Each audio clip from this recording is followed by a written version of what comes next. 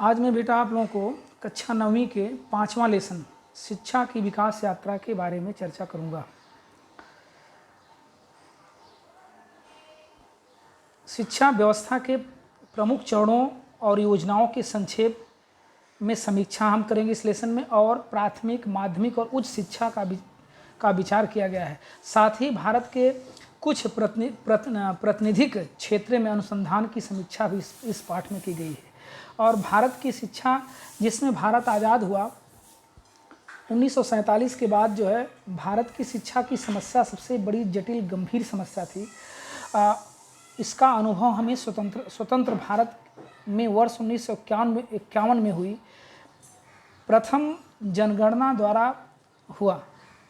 प्रथम जनगणना में साक्षरता का परिणामतः 17% था। यह परिणाम निम्नानुसार बढ़ता चला गया। आप देखिए यहाँ आपके स्क्रीन पर जनगणना वर्ष दिया गया और साक्षरता दिया गया है। 1971 में 34% साक्षरता थी, 1981 में 43% साक्षरता थी, 1991 में 52% साक्षरता थी और 2001 में 64% साक्षरता थी। ये हर जनगणना जो है हर 10 साल में एक बार किया जाता है। इस परिणाम को बढ़ाना भारत सरकार के सम्मुख सबसे बड़ी चुनौती थी। इस चुनौती का सामना करने के हेतु सरकार ने अनेक उपाय योजनाएं की। प्राथमिक शिक्षा जो 6 वर्ष से 14 वर्ष आयु के विद्यार्थियों को जो शिक्षा प्रदान की जाती है उसे प्राथमिक शिक्षा कहते हैं। वर्ष 1988 में केंद्र सरकार ने प्राथमिक शिक्षा का प्रसार करने के लिए नए शैक्षिक स्तर में सुधार लाने के लिए खड़िया श्यामपट्ट नाम की योजना प्रारंभ की। इस योजना को ऑपरेशन ब्लैक बोर्ड के रूप में भी जाना जाता है। विद्यार्थियों के स्तर में सुधार लाना क्या क्या था, और शिक्षा की न्यूनतम आवश्यकताओं की पूर्ति करना, कमरे की स्वच्छता, सुव्यवस्थित कमरा होना चाहिए, 2 शिक्षकों में से 1 महिला अध्यापिका, श्यामपट्ट मानचित्र, प्रयोगशाला सामग्री होनी चाहिए, छोटा सा पुस्तकालय होना चाहिए, खेल का मैदान होना चाहिए।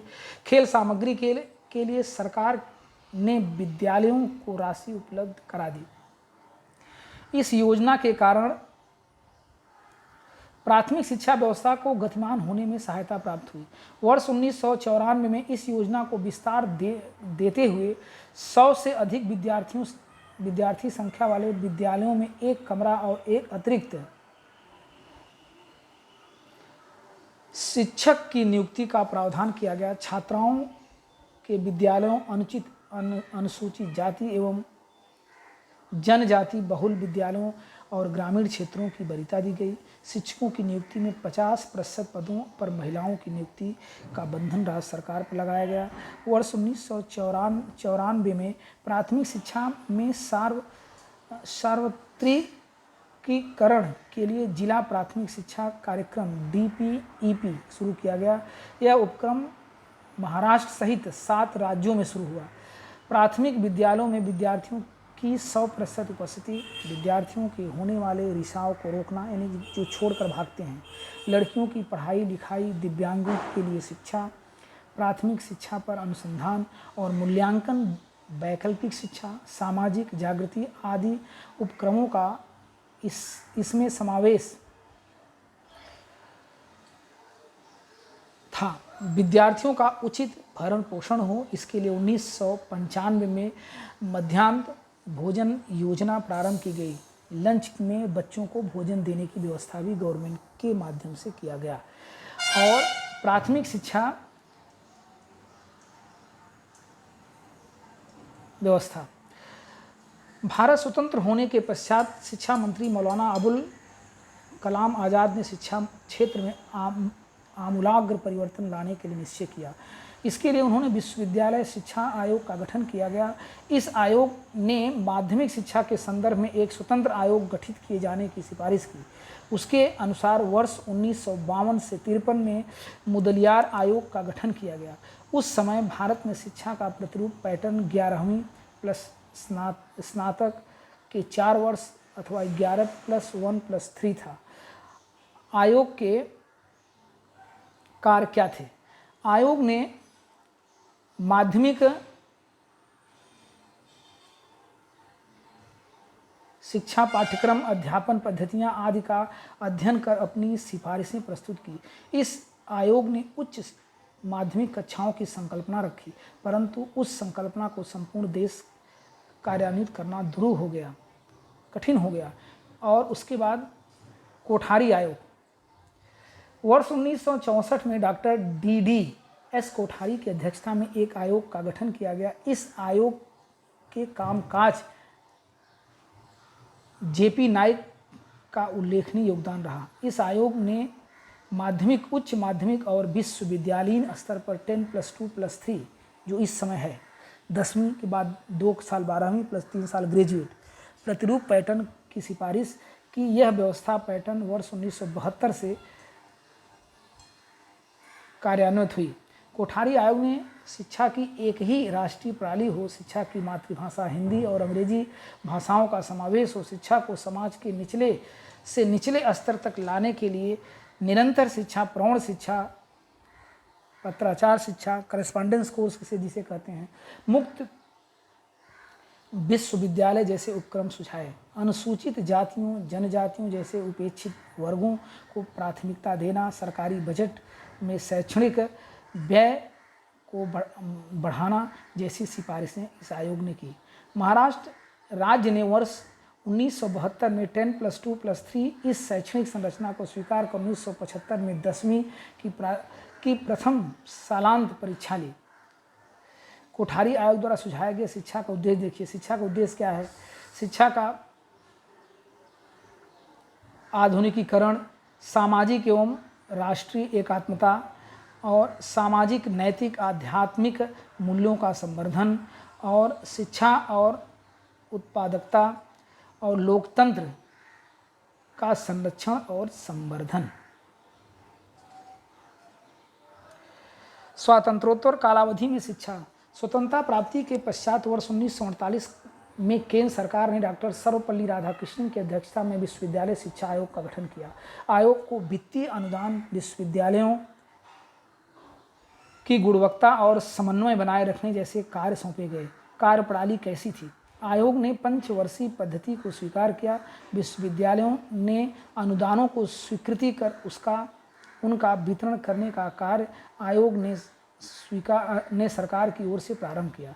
विश्वविद्यालयीन शिक्षा नियोजन पाठ्यक्रमों में सूत्रबद्धता, शिक्षा द्वारा राष्ट्रीय आवश्यकताओं को प्राथमिकता देना, उच्च शिक्षा में विभिन्न योजनाएं तैयार कर उनका कार्यान्वयन करना जैसे उपक्रम आयोग चला रहा है। आयोग ने विश्वविद्यालयीन विकास परिषद को गठित किया।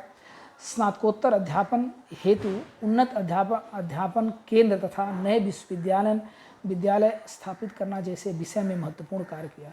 भारत में दूरदर्शन शुरू होने के पश्चात आयोग द्वारा कंट्रीवाइड क्लासरूम कार्यक्रम दूरदर्शन में प्रसारित किया गया। National council of education research and training NCERT 1 सितंबर 1961 को दिल्ली में इस संस्था की स्थापना की गई। केंद्र सरकार द्वारा विश्वविद्यालयीन शिक्षा के विषय में सर्वांगीण नीतियों के संदर्भ में और शैक्षणिक योजनाओं के कार्यान्वयन में सहयोग देना इस संस्थान का प्रमुख उद्देश्य था। शिक्षा से संबंधित अनुसंधान, शोध कार्य, विकास, प्रशिक्षण, विस्तार, शैक्षणिक कार्यक्रम, शालेय पाठ्यक्रम और पाठ्य पुस्तकों की पुनर्रचना आदि का उत्तरदायित्व NCERT को सौंपा गया। इस संस्थान ने केंद्रीय माध्यमिक बोर्ड के सहयोग से शालेय पाठ्यक्रम के एवं पाठ्य पुस्तकों के निर्माण में केंद्रीय भूमिका निभाई। प्राथमिक और माध्यमिक शिक्षा के संदर्भ में NCERT ने राज्य सरकार को सहयोग और मार्गदर्शन दिया। शिक्षकों के लिए मार्गदर्शिकाएं, कार्य पुस्तिकाएं, अध्यापन पुस्तिकाएं बनाना, अध्यापन तकनीकी का विकास करना, राष्ट्रीय स्तर पर प्रज्ञाशोध परीक्षाओं का आयोजन करना जैसे उपक्रम चलाए। NCERT के आधार पर सभी राज्यों में SCERT संस्थानों की स्थापना की गई। महाराष्ट्र राज्य शैक्षणिक संशोधन अनुसंधान तथा प्रशिक्षण परिषद MSCERT नामक संस्था की स्थापना की गई। यह स्थापना वर्ष 1984 में पुणे में की गई। प्राथमिक शिक्षा स्तर पर ऊपर उठना, शिक्षकों के लिए सेवांतर्गत प्रशिक्षण का आयोजन करना, पाठ्यक्रम एवं मूल्यांकन के संदर्भ में प्रशिक्षण देना, 10वीं और 12वीं कक्षाओं की परीक्षाओं के बाद विद्यार्थियों कौन से व्यावसायिक पाठ्यक्रम चुने, इसका विद्यार्थियों को मार्गदर्शन जैसे शैक्षणिक कार्य इस संस्थान करता है। इस संस्थान को विद्या प्राधिकरण नाम से संबोधित किया जाता है। इस संस्थान द्वारा जीवन शिक्षण नाम की पत्रिका भी प्रकाशित किया जाता है। राष्ट्रीय शैक्षणिक नीति 1968 में इस नीति के अनुसार बदलते समाज की आवश्यकताओं को ध्यान में लेकर प्राथमिक, माध्यमिक और उच्च माध्यमिक शिक्षा के मौलिक परिवर्तन लाए गए। इस नीति के अंतर्गत सभी राज्यों के लिए एक न्यूनतम राष्ट्रीय कार्यक्रम सुझाए गए। इस नीति के अनुसार यह अपेक्षा की गई कि भारत के सभी विद्यार्थियों को एक समान शैक्षणिक अवसर प्राप्त हो। प्रत्येक राज्य को अपनी सांस्कृतिक, भौगोलिक, ऐतिहासिक आवश्यकताओं के अनुसार राष्ट्रीय पाठ्यक्रम में लचीलापन लाने के लिए अवसर भी दिया गया। राष्ट्रीय शैक्षिक नीति वर्ष 1968 में प्रभावशाली कार्यान्वयन होने के लिए राष्ट्रीय स्तर पर एक कृति कार्यक्रम तैयार किया गया। इसी कृति कार्यक्रम पर आधारित प्राथमिक शिक्षा पाठ्यक्रम 1988 तैयार किया गया। उपग्रह का उपयोजन वर्ष 1975 में शैक्षणिक उद्देश्यों के लिए उपग्रह का उपयोग करने के लिए भारत ने सफलता पाई। इसमें इसरो से वैज्ञानिक एकनाथ चिटड़ीस के महत्वपूर्ण भूमिका निभाई। अहमदाबाद के स्पेस एप्लीकेशन सेंटर से अंतरिक्ष उपयोग केंद्र के मार्गदर्शन में शैक्षणिक उद्देश्य के अंतर्गत साइड सैटेलाइट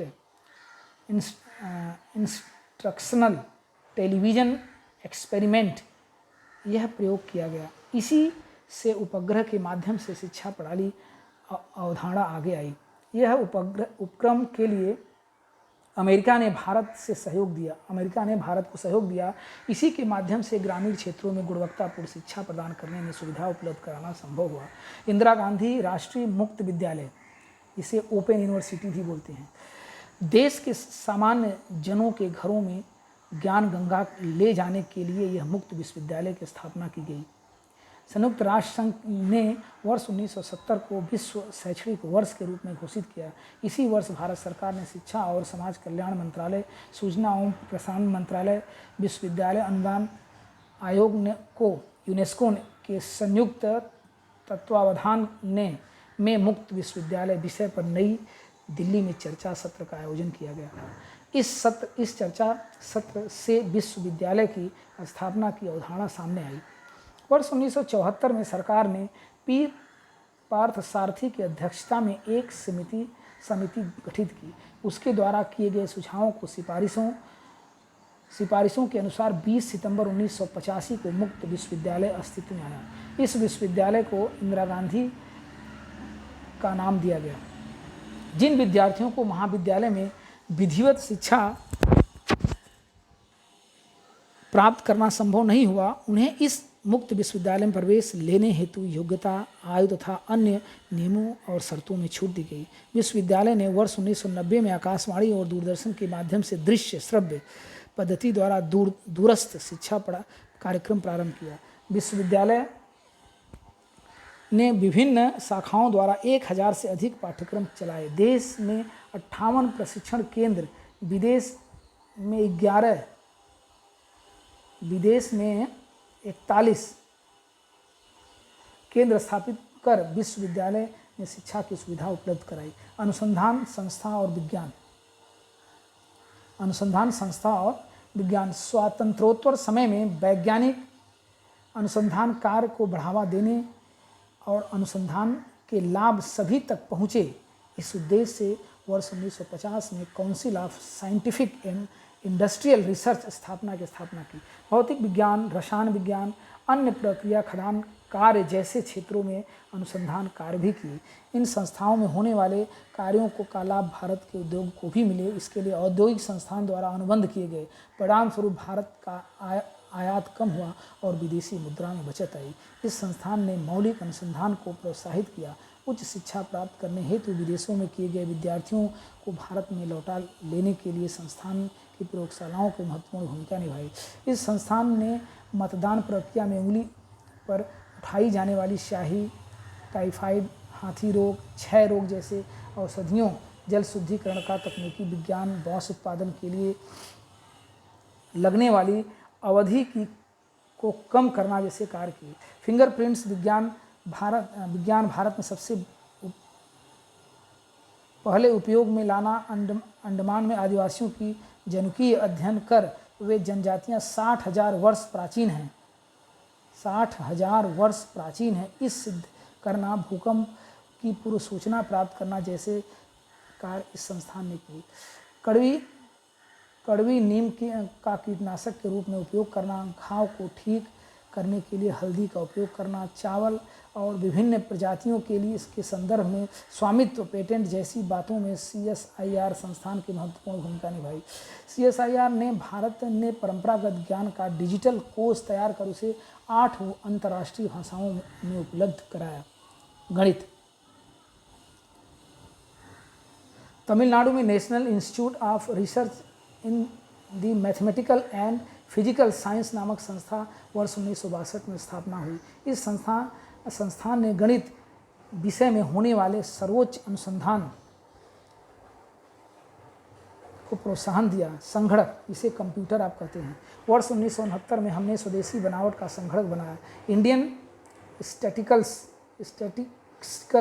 इंस्टीट्यूट ऑफ जावतपुर विश्वविद्यालय ने संयुक्त रूप से स्वदेशी बनावट का प्रथम संगणक ISIJU निर्मित किया। वर्ष 1974 में टाटा कंसल्टेंसी सर्विसेज अर्थात TCS कंपनी को अमेरिका से सॉफ्टवेयर निर्मित क्षेत्र का ठेका मिला और भारत में सॉफ्टवेयर उद्योग प्रारंभ हुआ। संगणक के कारण वैज्ञानिक अनुसंधान को गति प्राप्त हुई। वर्ष 1987 में भारत में अमेरिका ने भारत को महासंगणक देने से इनकार किया। फलस्वरूप राजीव गांधी सरकार ने स्वयं महासंगणक विकसित करने का निर्णय किया।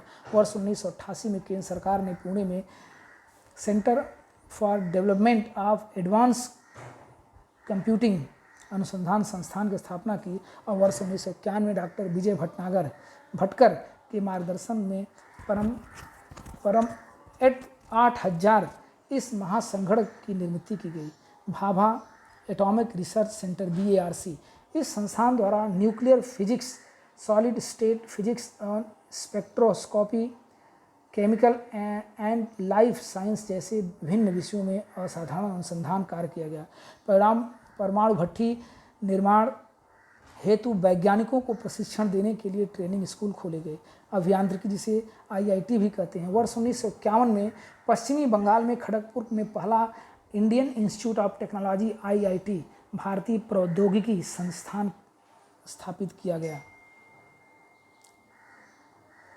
भारत में अभियांत्रिकी की सभी शाखाओं की उच्च और उन्नत शिक्षा उपलब्ध हो और उसके माध्यम से देश विज्ञान में संबंधित आवश्यकताओं को पूर्ण किया जा सके, इस उद्देश्य से इस संस्थान की स्थापना की गई। पवई, मुंबई में, चेन्नई, कानपुर में, पश्चात नई दिल्ली और अभियांत्रिकी महाविद्यालय को IIT में रूपांतरित किया गया। इन संस्थानों को स्थापित करने में सोवियत, रशिया, अमेरिका, जर्मनी और यूनेस्को ने सहयोग दिया। भारत ने IIT संस्थान को स्वायत्त विश्वविद्यालय का स्तर प्रदान कर बीटेक और एमटेक पाठ्यक्रम प्रारंभ किए। प्रवेश परीक्षा द्वारा प्रवेश, उचित शुल्क और विद्यार्थियों के लिए आरक्षण में IIT संस्थान की विशेषता है। वर्ष 1970 से 80 के दशक में इस संस्थान ने विद्यार्थी बड़ी संख्या में विदेश जाने लगे। परिणाम स्वरूप ब्रेन ड्रेन की समस्या उत्पन्न हो गई। वर्ष 1990 के बाद स्थिति में बदलाव आया और 1994 में गुवाहाटी में, असम में, 2001 में रुड़की IIT की स्थापना की गई। Indian institute of management IIM ने उच्च गुणवत्ता में अभियंता शिक्षित होने लगे। अब कुशल प्रबंधन निर्माण करने हेतु केंद्र और गुजरात राज्य सरकार ने अहमदाबाद में इस संस्थान की स्थापना की। इस संस्थान के निर्माण में अमेरिका में हार्वर्ड बिजनेस स्कूल का सहयोग प्राप्त हुआ। इंडियन इंस्टीट्यूट ऑफ मैनेजमेंट संस्थानों की स्थापना कोलकाता, बेंगलुरु, लखनऊ, कोझिकोडे, इंदौर और शिलांग में की गई। National institute of design NID वर्ष 1961 में अहमदाबाद में औद्योगिक ओरेखन इंडस्ट्रियल डिजाइनिंग विषय का प्रशिक्षण देने के लिए इस संस्थान की स्थापना की गई। इस संस्थान ने वर्ष 1963-64 में बेसिक डिजाइन, ग्राफिक डिजाइन, वस्तुओं की डिजाइन करना, विजुअल कम्युनिकेशन पाठ्यक्रम प्रारंभ किए। इस संस्थान ने आकाशवाणी सेट, ट्रांजिस्टर, गणक यंत्र जैसी वस्तुओं का आरेखन, इंडियन एयरलाइंस और स्टेट बैंक के बोध चिन्ह तैयार करने जैसे कार्य किए। अनुसंधान संस्थान चिकित्सा क्षेत्र। स्वतंत्रता के पश्चात चिकित्सा क्षेत्र में अनुसंधान शोधकार हेतु 1949 में भारतीय चिकित्सा अनुसंधान परिषद ICMR की स्थापना हुई। इस संस्थान द्वारा देश के विश्वविद्यालयों, चिकित्सा महाविद्यालयों, शासकीय और अशासकीय अनुसंधान संस्थानों का अनुसंधान के लिए सहयोग, मार्गदर्शन और आर्थिक सहायता प्राप्त करने का दायित्व सौंपा गया। विभिन्न रोगों पर अनुसंधान करने वाले 26 केंद्र संपूर्ण देश में शुरू किए हुए। इस संस्थान में किए गए अनुसंधान के फलस्वरूप 6 रोग, TB जिसे कहते हैं, और कुष्ठ रोग, कोढ़ जिसे कहते हैं, पर नियंत्रण पाना संभव हुआ। इसी क्षेत्र में उन्नत चिकित्सा और अनुसंधान को बढ़ावा देने के लिए all India institute of medical IIMS संस्थान का स्थापना भी किया गया। इस संस्थान को चिकित्सा विज्ञान के स्नातक और स्नातकोत्तर पाठ्यक्रम की शिक्षा का दायित्व सौंपा गया। चिकित्सा विज्ञान के अधिकाधिक संकायों के महाविद्यालयों जहां स्नातक और स्नातकोत्तर शिक्षा की सुविधाएं उपलब्ध हैं, अनुसंधान शोध कार्य की उत्तम सुविधाएं हैं, सुसज्जित सार्वजनिक अस्पताल के सभी संस्थान की विशेषता है। इस संस्थान द्वारा आम लोगों को उचित दामों पर चिकित्सा सेवाएं उपलब्ध कराई जा सके। परिचारिकाओं के प्रशिक्षण हेतु स्वतंत्र महाविद्यालय खुलवाए गए। हृदय रोग, मस्तिष्क रोग, विकार जैसे और नेत्र रोगों का उपचार करने हेतु सुपर स्पेशलिटी केंद्र खोले गए। सरकार ने चिकित्सा क्षेत्र का अधिक विकास करने हेतु वर्ष 1958 में मेडिकल काउंसिल ऑफ रिसर्च संस्थान का पुनर्गठन भी किया। इस संस्थान द्वारा चिकित्सा क्षेत्र में गुणवत्ता का निकष निर्धारण और निरीक्षण तथा उसकी जांच करने का दायित्व भी इसको सौंपा गया। कर्क रोग, जिसे कैंसर भी कहते हैं, कर्क रोग को कैंसर भी कहते हैं। Advance centre for treatment research and education of and cancer, यह संस्थान टाटा मेमोरियल सेंटर की शाखा है। कर्क रोग से संबंधित उपचार, अनुसंधान और कर्क रोग से संबंधित शिक्षा प्राप्ति के लिए यह संस्थान राष्ट्रीय स्तर के केंद्र के रूप में कार्य कर रही है। अनुसंधान संस्थान कृषि। भारत के कृषि क्षेत्र में वर्ष 1905 में अनुसंधान कार्य प्रारंभ हुआ। भारतीय कृषि अनुसंधान संस्था को इंडियन एग्रीकल्चर रिसर्च इंस्टीट्यूट वर्ष 1958 में विश्वविद्यालय का दर्जा प्राप्त दिया गया था। कृषि क्षेत्र का विकास, अनुसंधान शोध कार्य, सुसज्जित प्रयोगशालाएं, मृदा विज्ञान, कृषि विज्ञान, आर्थिक वनस्पति विज्ञान आदि विभागों द्वारा विश्वविद्यालय का कार्य प्रारंभ हुआ। इन संस्थान का मुख्यालय नई दिल्ली में है। इसके मुख्यालय में पुस्तकालय है। पुस्तकालय देश के सबसे बड़े कृषि से संबंधित पुस्तकालय है। गेहूँ, दलहन की पेराई करना, फसलें, साग सब्जी जैसी बातों पर अनुसंधान करना, शोध कार्य प्रारंभ हुआ। एक वर्ष में एक से अधिक फसलें लेने की प्रणालियों के विषय में यहाँ मौलिक अनुसंधान कार्य प्रारंभ हुआ। यह इस संस्थान का सबसे महत्वपूर्ण कार्य है। इसका लाभ किसानों को हुआ। और बेटा ये लेसन यहीं पर समाप्त हो गया। और नीचे दिया गया है, नीचे दिए गए विकल्पों में से उचित विकल्प यानी फिलिंग द ब्लैंक्स जिसे एक हैं उसको आप लिख सकते हैं। नीचे दी गई एक कृति है, इसको आप भर लीजिएगा। और इसके आगे है निम्न कथन कारण से स्पष्ट कीजिए, टिप्पणी है और विस्तार है। ये सब चीज़ें आप जो है लिख लीजिएगा। और किसी भी छात्र को कोई प्रॉब्लम हो तो हमसे व्हाट्सएप से संपर्क कर सकता है। ओके।